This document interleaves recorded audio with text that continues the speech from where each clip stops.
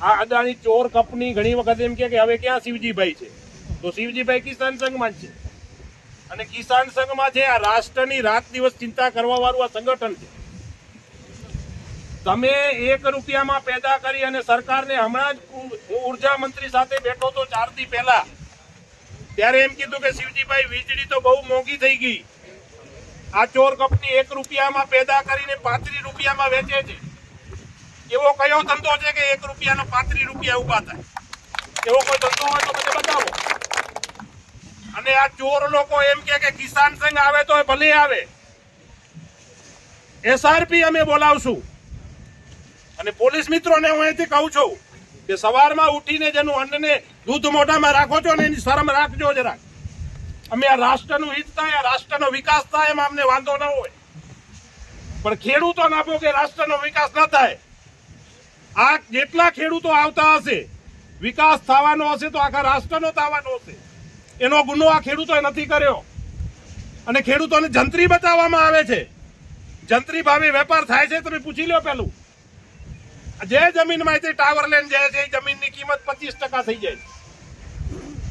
પણ મિત્રો આપણે આનો લાભ કેમ લે છે? આપણે સંગઠિત નથી એટલે લાભ લે છે. તમારે ચિંતા કરવાની જરૂર નથી. મારા પૂર્વ વક્તાઓએ કીધું આખો જિલ્લો તમારી સાથે છે, તમે કોઈ ચિંતા કરવાની જરૂર નથી. અને એ SRP ને પોલીસનું જો દમનની બીક બતાવતા હોય ને તો હું તો એમ કહું છું અત્યારે ગોળીઓ ચલાવો, તમારી બંદૂક પર જોઈ લઈ કેટલી છે. અમારે મરવા માટે તૈયાર થઈ દેશમાં. ચલાવો તમારી ગોળીઓ. અમારે શહીદ થવું છે દેશ માટે. દમન ગુજારવાની પણ કોઈ હાદ હોય. સવારે મેં જે વિડીયો જોયો, ખેડૂતને આખો ઢસડીને લઈ જાય છે.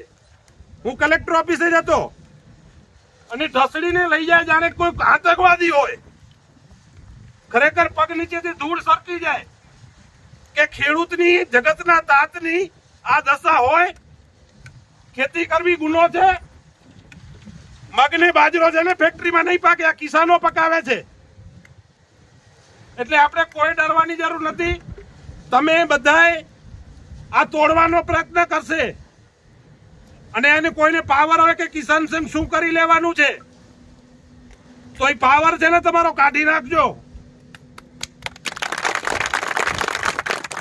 અમે ધારીએ ને બેસાડી શકીએ છીએ ને ધારીએ ને ઉઠાડી શકીએ છીએ. એ શક્તિ આ કિસાનોમાં છે. તમે કિસાનોને શું સમજો છો એમ? એટલે તમે આ મોટા અત્યારે તમને શરમ આવવી જોઈએ. પત્રકાર મિત્રો અહીંયા હાજર છે ત્યારે કહું છું, આવો પાક ઉભો છે, પાકની અંદર મજા આવે ત્યારે મશીનો નાખી દેવા. આ ભારી મશીનો પછી એના પછી આમાં શું પેદાશ થાય? માત્ર 67 મીટરનો કોરિડોર છે.